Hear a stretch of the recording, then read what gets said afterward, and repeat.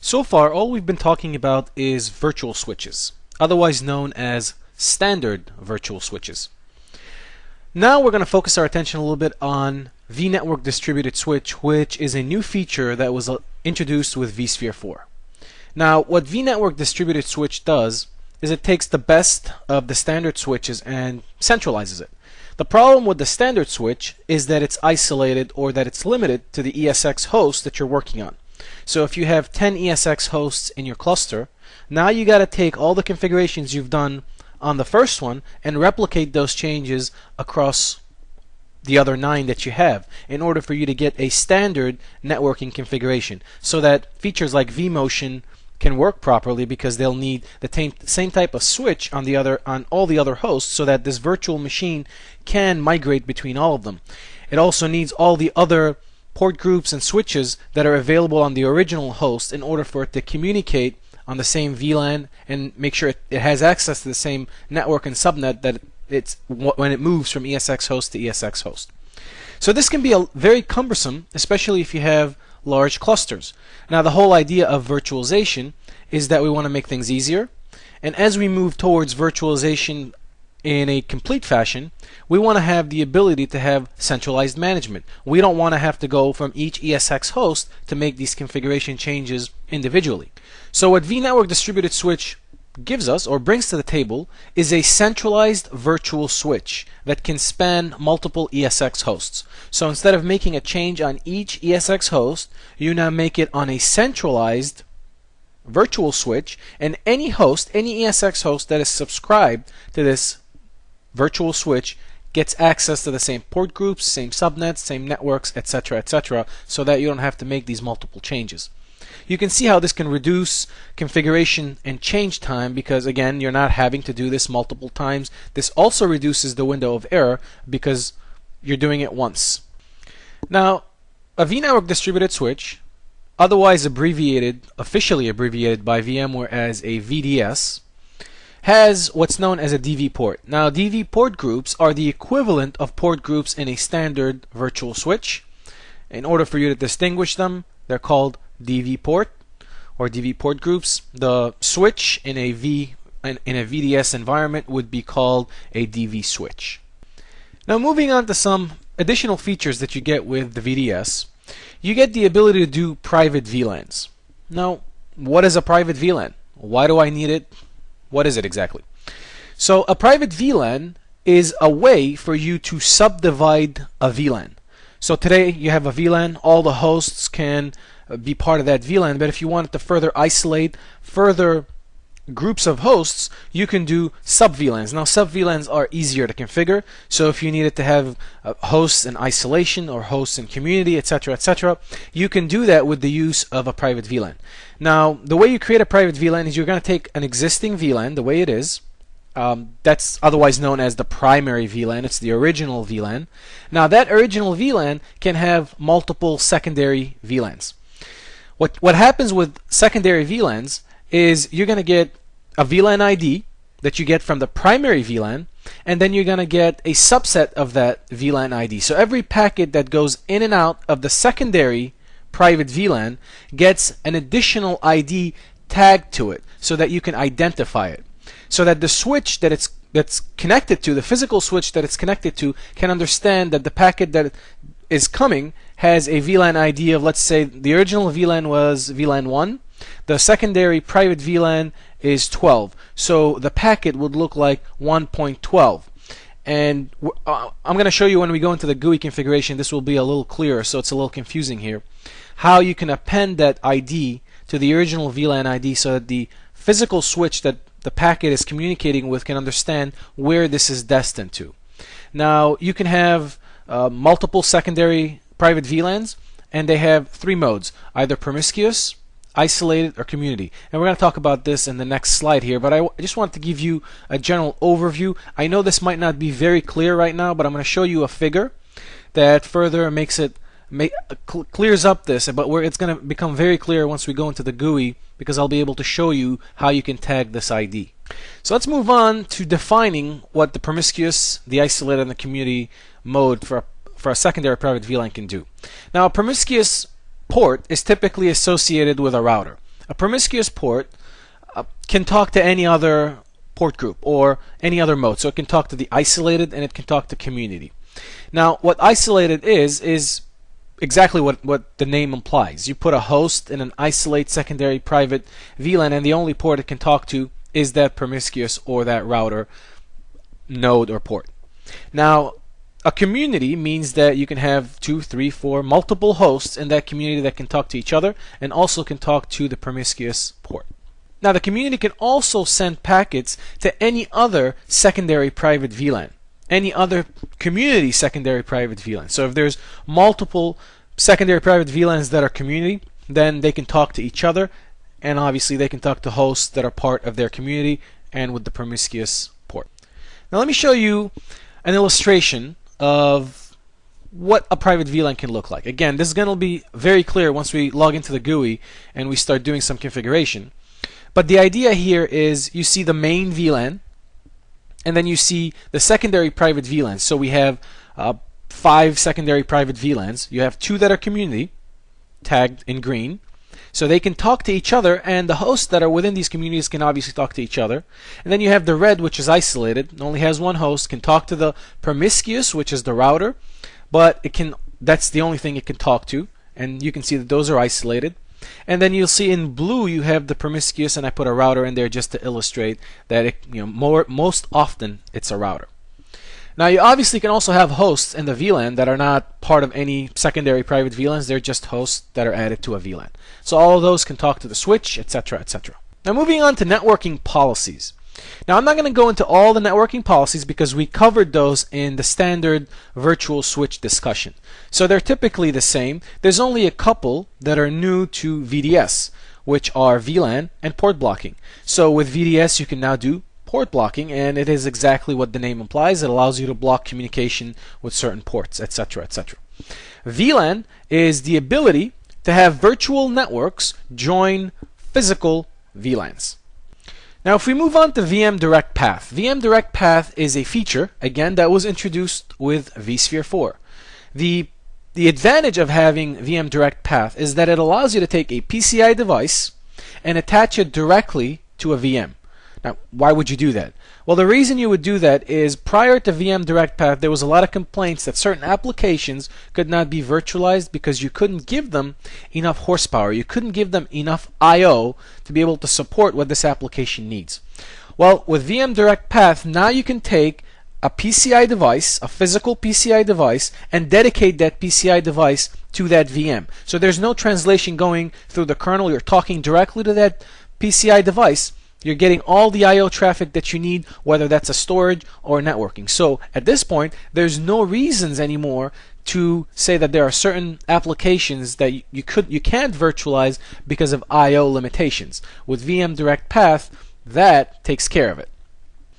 Now, as you notice here, that there are certain limitations. If you're using VM Direct Path, you can't do vMotion, you can't do hot add, you can't do a suspend and resume, etc., etc. And there are reasons for that.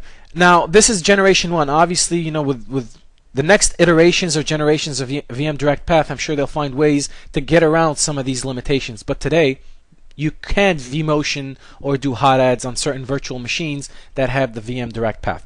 Now, some of the questions that are obviously going to come up is, well, why would I want to do that with a virtual machine if I can't take advantage of all these resources? Well, the answer is simple. Hardware is always going to be more advanced than software. So in the past, even if you get a 1-to-1 or a 2-for-1 ratio when you're virtualizing, so you take two physical machines and put them on one physical host, so you virtualize basically 2 physical machines, that's still good, because I'll give you an example. Exchange 2007. I believe Exchange 2007 has a CPU limitation of 8 cores, I believe. Well, you can buy servers today that come with more than 8 cores in them. Now, if you take this, for example, a DL or an HP DL 580, that typically can come with more than 8 cores in it. Now, if you take this whole box and dedicate it to Exchange 2007, okay, it's going to run great on it. But the application can't take advantage of all the hardware. So it's useless at this point. So instead of doing that, if you take this DL 580 and put ESX on it and then virtualize 2 instances of Exchange, then you're taking advantage of the hardware at least, because now both instances are taking full advantage of all the hardware that's available on the server. So even though it's a 2-for-1 at this point, the ratio is not great, it's still better than putting Exchange on hardware that is being underutilized at this point because the application can't take advantage of it. Now obviously for VM Direct Path to work, you're going to need certain CPU models, especially in this case we're talking about the Intel Nalem processor. Now, but I would also suggest, depending on when you're viewing this CBT, VMware could have added more support for other processors. And if you're taking the VCP exam, I'm going to strongly recommend that you research this particular area because the requirements change frequently, and I just want to make sure that you guys are always up to date with this stuff. So double check with the HCL, the hardware compatibility list at VMware before you take the test, especially because they could be adding support for more processors, most especially AMD. At some point, I'm sure AMD will also be supported. Now, as of today, as of Generation 1, only 2 PCI devices can be attached directly into a single VM. So a maximum of 2 only. So NetQ. NetQ is another advanced networking concept. So the idea with NetQ is that you can leverage the capability of certain network interface cards that can receive multiple streams. They have multiple receive queues, as we call them, that you can receive on. So instead of having just this one that you're receiving and processing, now you have multiple streams that you're receiving on, multiple queues that you're receiving on and processing separately. That obviously will improve performance. It gives you the ability to schedule the processing of these receives queues on multiple CPUs, which in turn was going to enhance performance greatly. Jumbo frames. Well, who doesn't want to do jumbo frames? So with ESX, it allows you to send larger frames onto the physical network. Now, obviously, you're going to need the physical switch that you're connected to support jumbo frames before you can do that. So you need an end-to-end support to jumbo frames, basically, before this can succeed. Now, the maximum frame size that you can do here is 9 KB or 900 bytes. Now, in order to enable jumbo frames, you have to do that through a command line, and we'll do that through the process of the demonstration. I just wanted to lay some groundwork here. Alright, let's talk about the Cisco Nexus 1000V. Now, this has been so heavily advertised, and everyone's made such a big deal out of it because it's the first third-party virtual switch that you can install and use and configure from within vSphere. So with the introduction of vSphere 4, you can now have third-party virtual switches that can plug in and take advantage of the vDS APIs and replace the vDS or the vNetwork distributed switch and act as the centralized virtual switch for your vSphere environment. Cisco is the first company, the first third-party company that has developed a virtual switch that can plug into the vDS API and take advantage of it and replace it. Now, some of the advantages that you get with the Cisco Nexus 1000V is for your network administrators or for your networking team in general. They now have visibility into the virtual environments. Prior to vSphere, the network team's job stopped at the uplinks to the physical switches. They couldn't see what was happening inside of the virtual environments. With the release of vSphere and Cisco Nexus 1000V in particular, now the networking team has more visibility into the virtual environment because their reach now extends into the networking piece. They're now taking back the networking piece in a virtual environment. And that's a good thing, because as virtualization becomes mainstream, you want to try to mimic what you're doing in virtualization with what we were doing in the physical world. In the physical world, the networking team took care of networking. So in the virtual world, the same thing has to transfer. It has to move over. As virtualization progresses, as more features are added, you don't want to have to deal with all the networking concepts. And you'll notice through this presentation that there's a lot of networking concepts that I'm going through that typically a server admin wouldn't even want to touch or know about. But we're going to cover them. But this demonstration is geared more towards the networking team, towards what they can do with the Nexus 1000V, how to install it, who installs what, and where the limitations and the obligations stop. Where the server admins, what they have to do, what's their tasks, and where does the networking team come in and where are the borders. We need to define some limitation so that each team knows where to stop and where to start in a virtual environment, and I'm going to try to illustrate that during the course of this presentation. So some of the features, some of the benefits that you get with the Cisco Nexus 1000V is policy-based VM connectivity. You get mobile VM security and network properties. You get non-disruptive operational models. The Cisco Nexus 1000V also has two components. You have the virtual Ethernet module, and we're going to talk about that in a second, and you have the virtual supervisor module. Now, for your networking team, they're probably very familiar with supervisor modules because that exists in most of the other Cisco products. Now, the Cisco Nexus 1000V is also based off of an XOS instance, so they're familiar with the OS that comes with the Nexus 1000V. All the commands are there, most of the commands are there, so it's not like they're coming into unknown territory. This is familiar grounds for the networking team. So if we move on to the virtual Ethernet module a little bit, what the virtual Ethernet module represents is it's going to replace the standard virtual switches on every ESX host. So what happens is once you start using the Cisco Nexus 1000V, the VEM is going to replace the virtual standard switch on every ESX host. You make all your configuration on the VSM or the virtual supervisor module, and that in turn will automatically replicate all the changes to all the VEMs on every one of the hosts. Now, some of the advantages that you get with using a VEM is you're going to get quality of service, or QoS, you're going to get private VLANs, you're going to get access control lists, and you're going to get NetFlow and span. Now, those are all features, they're all networking features that the networking team should be familiar with. We're now bringing these features to the virtual environments. So now let's move on and talk about the virtual supervisor module. Now again, the VSM is a Cisco NX, like I told you, it's a Cisco NX OS instance running inside of a VM, and we're going to install that, and I'm going to show you where the network administrator's job begins and where the server administrator's job begins with the installation and configuration of the Cisco or the virtual supervisor module. It controls multiple VMs, like I mentioned, and configuration is performed at the VSM level and propagated to all the VEMs. Alright, this concludes the lecture part of our presentation. What we're going to do now is we're going to log into the GUI. We're going to start taking a look at some of these features that we've been talking about and see how we can configure them and install them and get them to work. So let's get started. Alright, so we've logged into Virtual Center. Now the first thing we're going to do is we need to create a new vNetwork distributed switch, or a VDS. Now, before I continue, there's one thing that you guys should note, and especially note this for the VCP exam. In order for you to get a VDS, you need an Enterprise Plus license of vSphere. So that's the only license that allows you to get a VDS. Now, this is the same thing for the Cisco Nexus 1000V. You'll need an Enterprise Plus before you can get access to the Cisco Nexus 1000V. Now, assuming you have a license, what we're going to do is we're going to go through the steps of creating a virtual or a vNetwork distributed switch.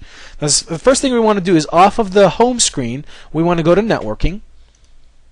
Now, the first thing we're going to do is we're going to right click on your data center. In my case, it's Chicago.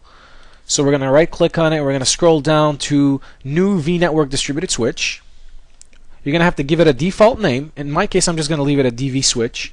And you're going to choose the number of uplinks you want to allow this switch to have.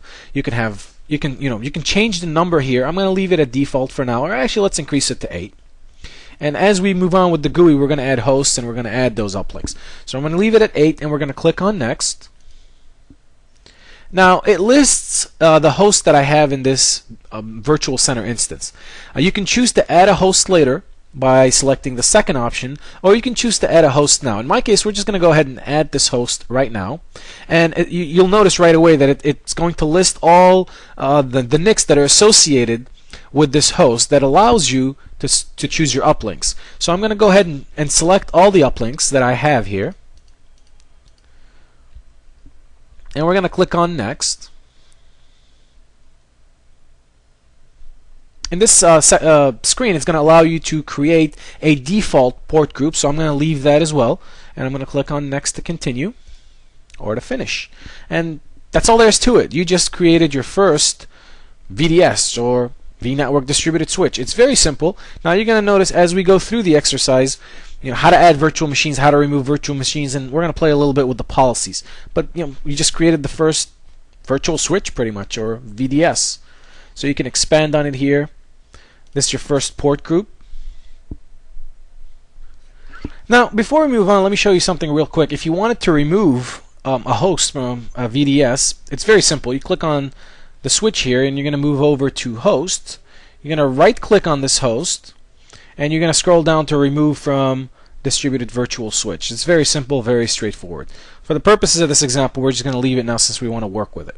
Alright, now as with standard virtual switches, nothing can be accomplished without port groups. Port groups are what provide connectivity to the virtual switch. So you need to configure the appropriate port groups, whether it's service console, vkernel, or just virtual machines, and the VLAN IDs. The same concept, the same exercises that we did with the virtual standard switches, we're going to have to do here to illustrate the power of port groups again and their necessity.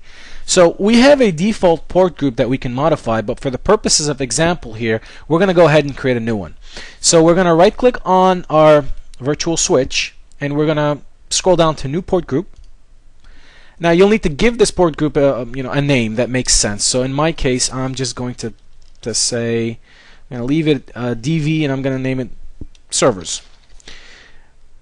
And we're going to call this VLAN 32. Now, it gives you the option of selecting how many ports you want. I'm going to leave it at default 128. You can feel free to increase or decrease this. Now, the VLAN type, you need to tell the port group what type of VLAN this is. Now, if you keep it at none, then it's going to accept traffic from untagged packets. If you select from the drop-down menu VLAN, now you have to specify the VLAN ID. Now, in my case, it might match what I put in the description, so it might be 32. So it's going to accept packets from VLAN 32. Now, the other options in the drop-down menu here are VLAN trunking. If you select VLAN trunking, then you have to select a range of VLANs that you want to accept traffic from or packets from. Now we're going to talk about private VLANs in more detail in a little bit, but here's where you would configure it at the port group level. Now obviously it's going to give us an error because we haven't configured private VLANs at the switch level yet. So we would configure private VLANs at the switch level, and then we would come back into the port group and specify it here. We're going to go through that exercise. For this example, I'm just going to keep it at none, and we're going to click on next to move forward. It's very simple. Click on finish. Any virtual machine that you add to VLAN 32 will get access, physical or connectivity access through this VLAN. Alright, now let's go through the exercise of adding a virtual machine to this new port group that we created. So what I'm going to do is I'm going to click on inventory here, and we're going to scroll down to VMs and templates. I'm going to take Shy VM FS01, we're going to right click on it, or you can simply click on it and go to its summary tab here and scroll down to edit settings. And it's the same method by which you would change the VLAN on a standard virtual switch that you do here with the distributed virtual switch. So you go to network adapters for that particular VLAN or for VM, and from the drop down here we are now going to select VLAN 32, which we just created. And you'll notice it's on a DV switch. Now you can do advanced port settings for this if you wanted to by selecting it and going through adding a virtual switch here and going through the advanced. We're gonna go through this again later on. I just wanted to show you what you could do through this screen. So for now we're just gonna select the network label, and we're gonna leave it at VLAN 32. We're gonna click on OK, and we're gonna go back to the networking portion and see the changes that happened on the port group itself. So we're gonna select this port group here, and we're gonna go to ports, and you're gonna notice that Shy VM is now connected on port 137 to this port group in particular. You'll notice that it's VLAN access here because we haven't done anything. There's no port blocking, etc., etc. Alright, now watch this. You'll notice that the VLAN ID here is 0. So if I wanted to match the VLAN ID, which in my case I selected 32, and make sure it connects the VLAN ID 32, we're going to right click on that port group again, and we're going to go to its settings. In the VLAN section here, we're going to change it from none to VLAN, and I'm going to give it VLAN 32. Click on OK, and And all I have to do here is pretty much refresh the screen, and voila, there you go. Pretty slick, huh? Now with regards to the rest of the tabs that you see here, they're pretty much the same tabs that we've been talking about and we've been drilling through all through the CBT, so I'm not going to go through all of them, but I mean they're pretty much self-explanatory. The ports tab here is going to list all the tabs and which VM is connected to which port. You'll be able to get statistics on it. You'll be able to start monitoring the port state, and you can start and stop that actually.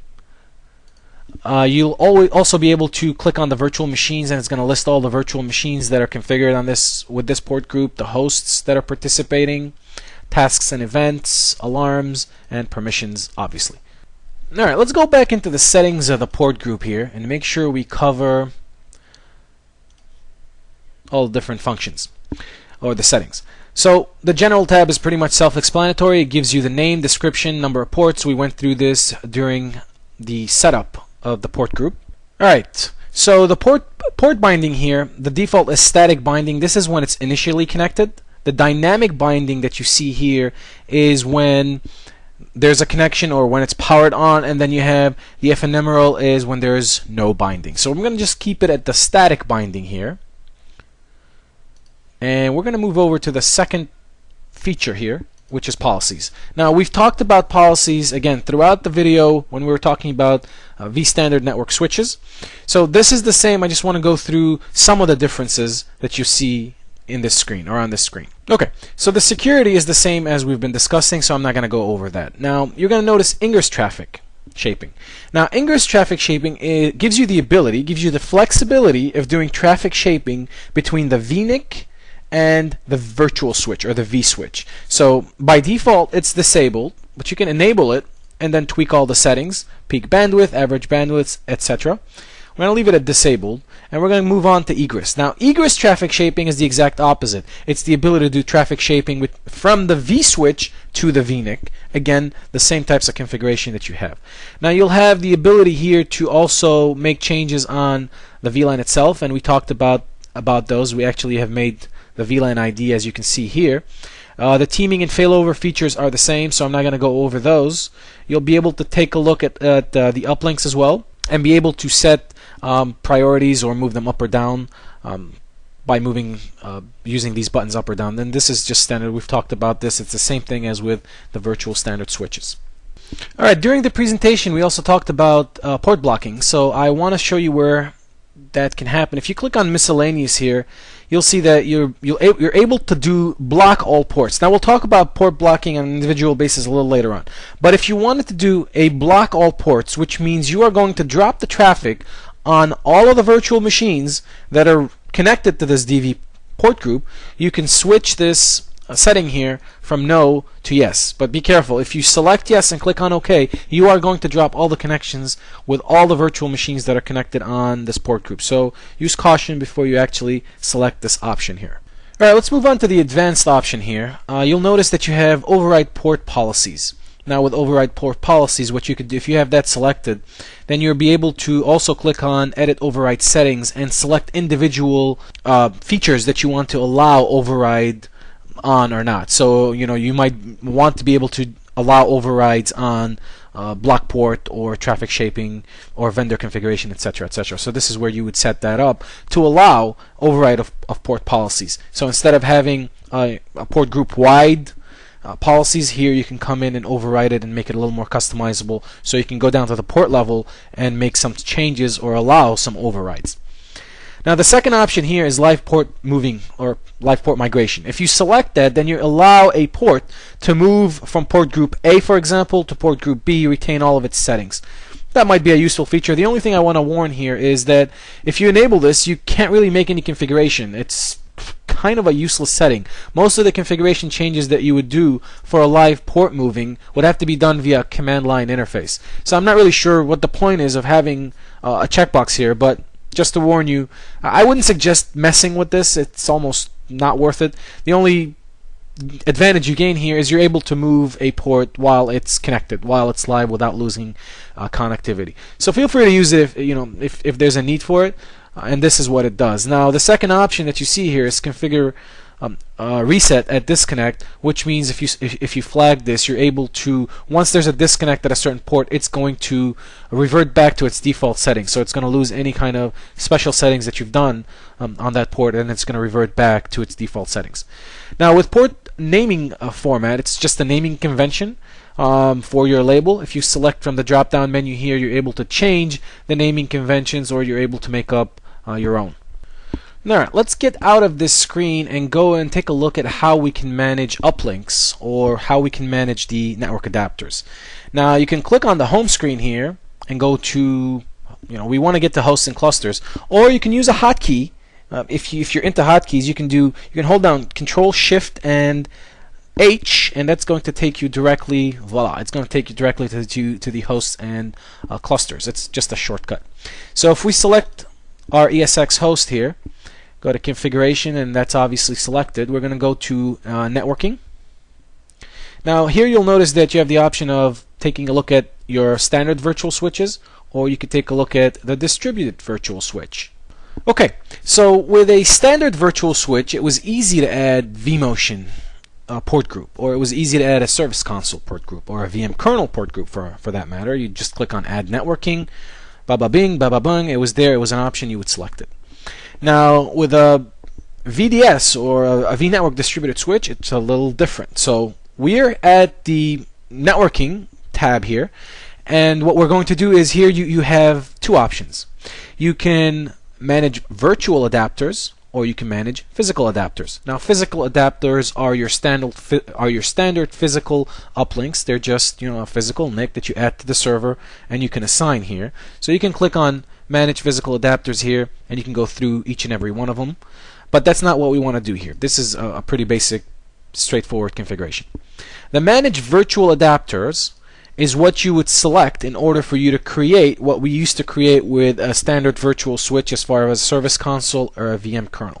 So what you would want to do here is, if you wanted to create a service console, you could select that. For the purposes of this example, we're going to go with a VM kernel. And in order to add, what you're going to have to do is you're going to click on this add button. Now, two options. You can create a new virtual adapter, and then you can associate that with either IP storage if you're doing iSCSI, blah blah blah, or you can associate that with vMotion or fault tolerance, and we're going to take a look at it. Or the second option would be to migrate existing virtual adapters.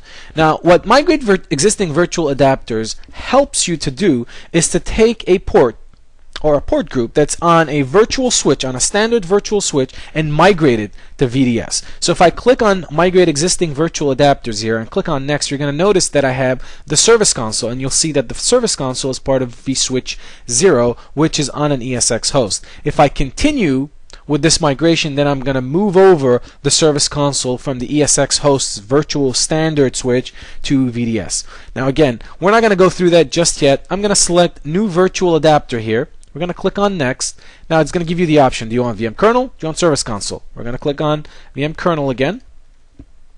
Now we're going to select the virtual, or the port group that we want to associate this with. So we've created a port group before. I'm going to use the standard port group here. I'm going to select that. Now you can select a standalone port group if you want. Now if you wanted to use this for vMotion, all you would have to do is select this checkbox. If you're doing fault tolerance, you would select the second option. For the purposes of this example, we're going to use this for vMotion. You can feel free to specify the IP address, the subnet mask, and the default gateway. Again, just for the purposes of this example, I'm going to go with the default. And there you go. You get a summary screen of what you're about to do. We're going to click on finish here. You're obviously going to be prompted to select a default gateway. We don't want to set a default gateway at this point, so we're going to click on no. And voila, bada bing, bada boom, it's easy. We just added a new VM kernel virtual NIC. Now if you click on close, you'll notice that we have a VM kernel port here, that VMK0, that we're using for vMotion. So in the event that you wanted to add a service console, you would do the same thing, so on and so forth. Alright, now what we're going to do is we're going to take a port group that exists on a standard virtual switch, and we're going to migrate it to vDS. So let's take a look at the standard virtual switches here. I'm going to take this port group, which is a VM kernel port group, and we're going to migrate this to the distributed virtual switch. So we're going to click on Manage Virtual Adapters here. Now again, you're going to notice that only Service Console and VM kernel is what I can do this with. So I'm going to click on Add. We're going to do Migrate Existing Virtual Adapters. I'm going to uncheck the Service Console. I'm going to select the VM kernel here. Now I have the initial where I'm moving it from, but I need to also select the destination, so where I want to move it to. So I'm going to select the drop-down menu here, and I'm going to select DV port group. Next, it's going to give me a summary, and I'm going to click on Finish to execute. Now you'll also notice that it is going to add this in just a second here, and there it is. We now have VMK1, which has been moved. Now if we go back to the virtual switch view here, you'll notice that it stripped it out of the VM kernel association that we had created the virtual switch with, or the virtual port group with. So now you have a virtual switch that has no port groups configured on it, because the VM kernel port group that was configured on this virtual switch has been migrated and is now VMK1 on the vDS. Okay, now let's talk a little bit about private VLANs. We said we would come back through the GUI and show you how you would create a VLAN and how you would configure it, and why this would be clearer using the GUI. Now at this point we are on the hosts and clusters, and we're looking at the configuration and the networking tab. If I wanted to jump to the networking tab, or jump to the networking page in general, there's two ways of doing this. You can obviously go through the inventory here and click on networking, or you can do Control Shift and N, which I find a little useful, and voila, you jump back to here. Now the first thing you want to do when creating or configuring private VLANs is, first we want to configure the private VLANs on the virtual switch, on the DV virtual switch in this case. So what we're going to do is we're going to right click it, and we're going to drag down here to Edit Settings, and we're going to click on Private VLAN. Now obviously you can take a look at the network adapters, etc., etc. You have the properties of the DV switch, but for the purposes of this example we're going to focus a little bit on private VLAN.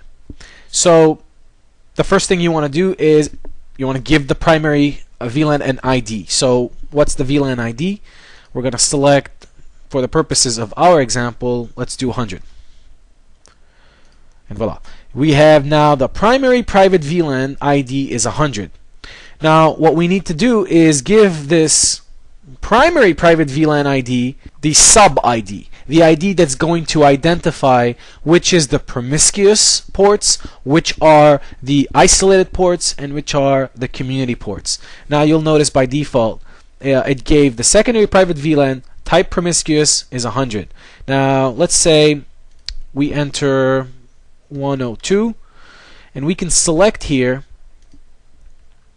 isolated, for example, and I'm going to do 103 and select community.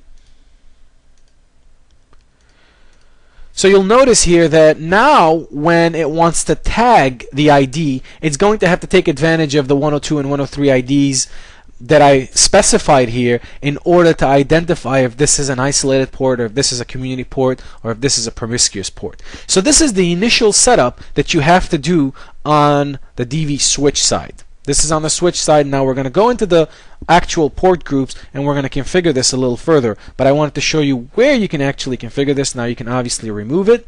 It has the range of what you can and cannot do. So I'm going to click on OK here to make sure it takes effect.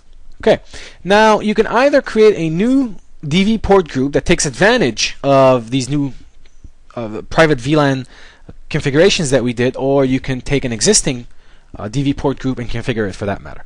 So we're going to take the default DV port group here, and we're going to click on Edit Settings. We're going to click on VLAN, and now we're going to select Private VLAN. Now notice before when I was showing you this, when we clicked on private VLANs, it gave you an error because there were no private VLANs that you can select from. But now that we've configured it on the virtual switch level, now it gives you the option of configuring the port group. So what kind of private VLAN, what kind of an entry is this? You can select promiscuous, which is 100, and you'll notice the tag next to it. Or you can select, again, isolated, and you'll notice its ID, its sub ID. So we gave it a VLAN ID of 100, but the sub VLAN ID is 102. So that packet is now going to have 100, 102, so that when the physical switch receives this, it knows what type of a port this is. So I'm going to select community here, and I'm going to click on OK. So what I just did for this is I took the ports, all the ports of this port group, and I made them community port groups. Now, how do I see that? We've selected the port group, so you can click on ports here, and you'll notice that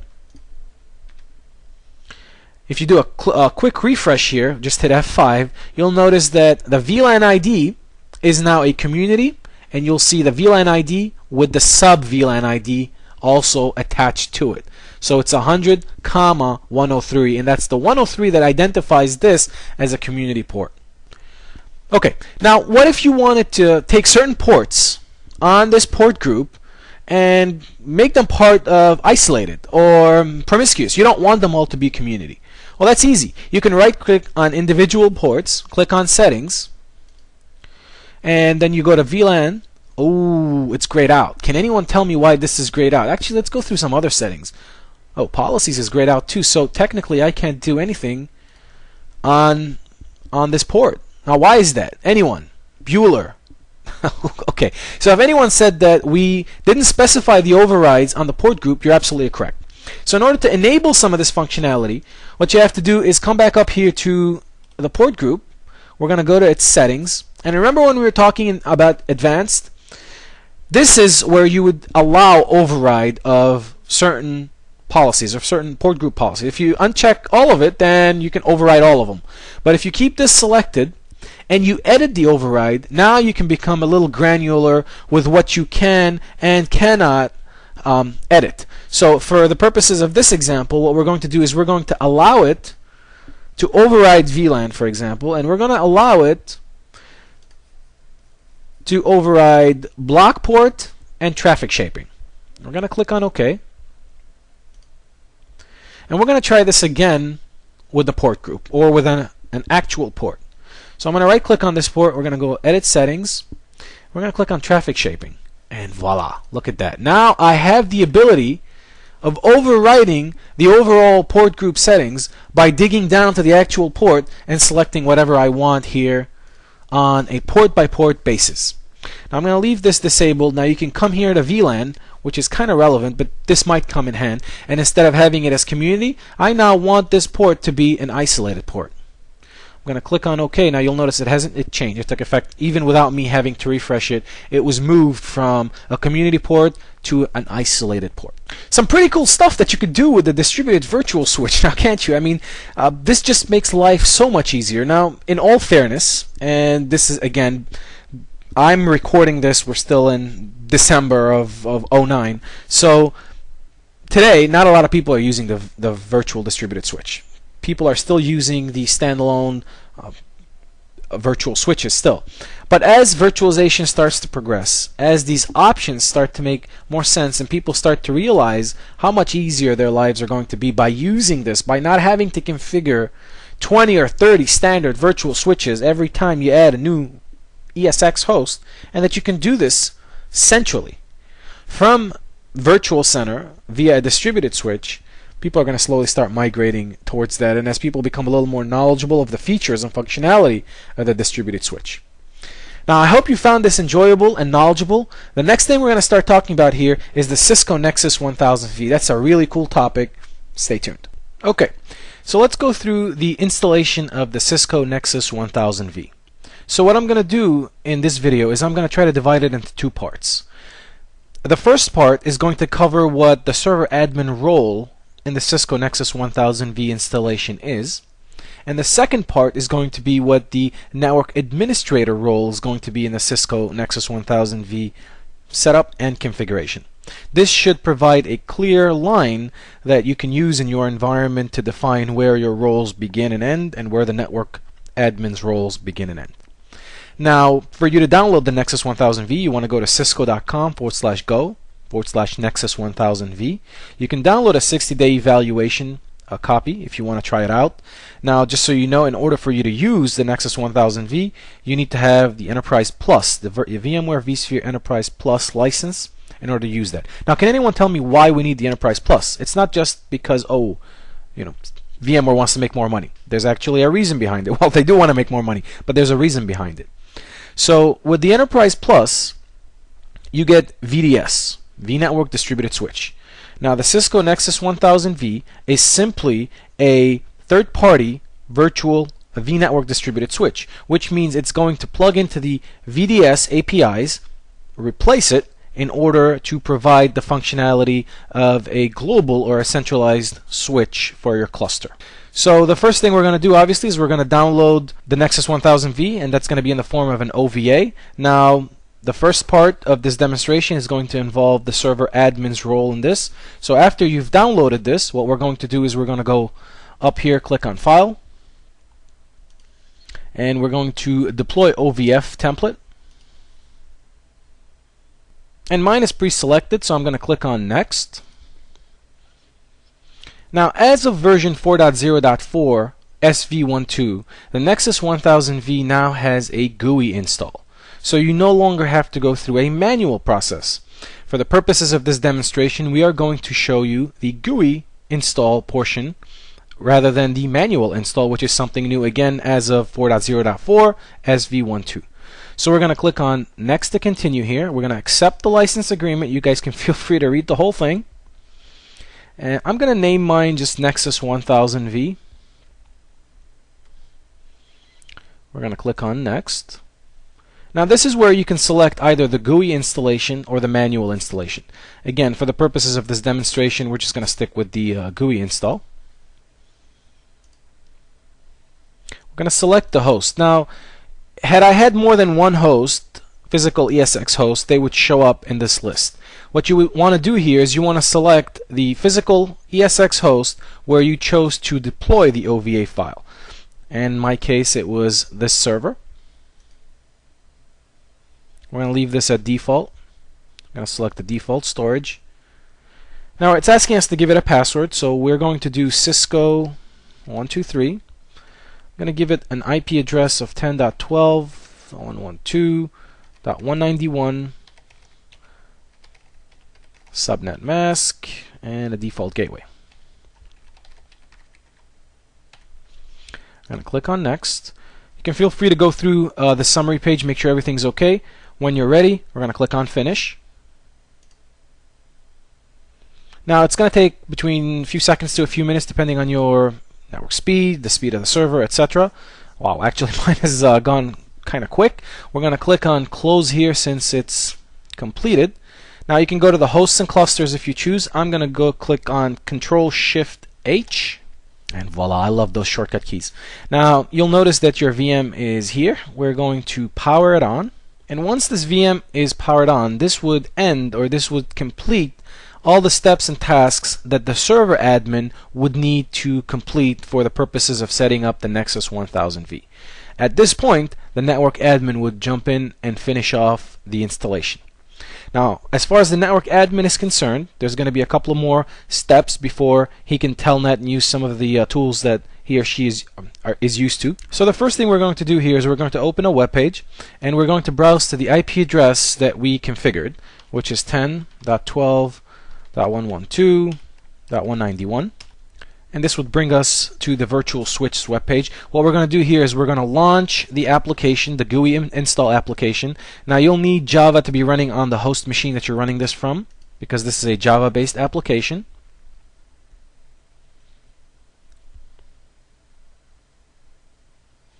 We're going to run it. And there it is. Now the first thing that it's prompting us to do is to enter the VSM password that we configured.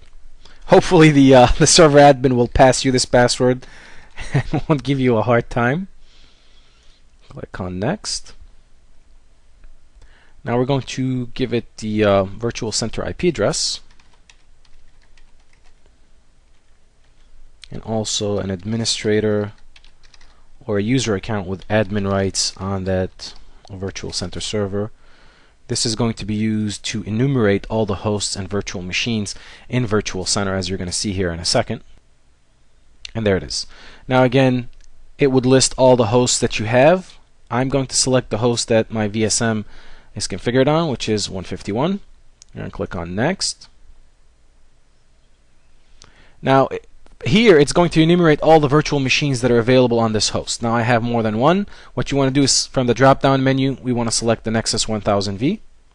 Once you've chosen that, now you can either go with the default options, default configuration, or you can click on Advanced for more granularity. It gives you the option of choosing the different VLANs for control port, for management port, for packet port, etc., etc. It gives you more control over what you want. Network admin should be able to handle the screen.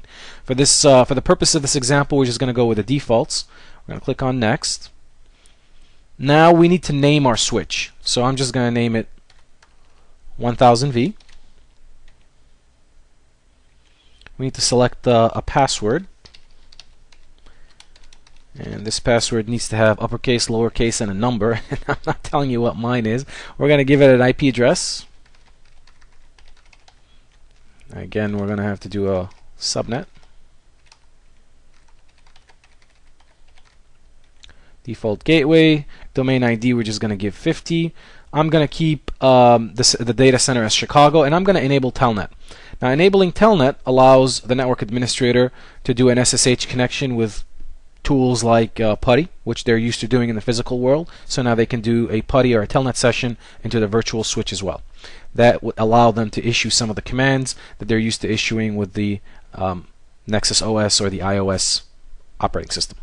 We're going to click on Next. Now you can feel free to go through the summary page here, make sure everything's okay. Once you're comfortable with what you see, we're going to click on Finish. And the installation is going to go through. Configure everything, and this might take a few minutes here, and voila, it has completed successfully. We're going to click on Close here, and we're going to go back into Virtual Center. Again, you can go to Inventory Networking if you choose. I'm just going to do Control Shift, and I'm going to click on N, and there you go. There's our switch, etc., etc. Now at this point, the network admin can SSH into the switch, telnet into the switch using PuTTY or whatever. He's got a familiar interface. He's got a familiar operating system, NX-OS. It's kind of a version of iOS, if I may say so. So he should be familiar with the commands, and this should be managed the same way you would manage a physical switch. You can create port groups, etc., etc. I hope this video has been helpful, and I'd like to thank you for viewing.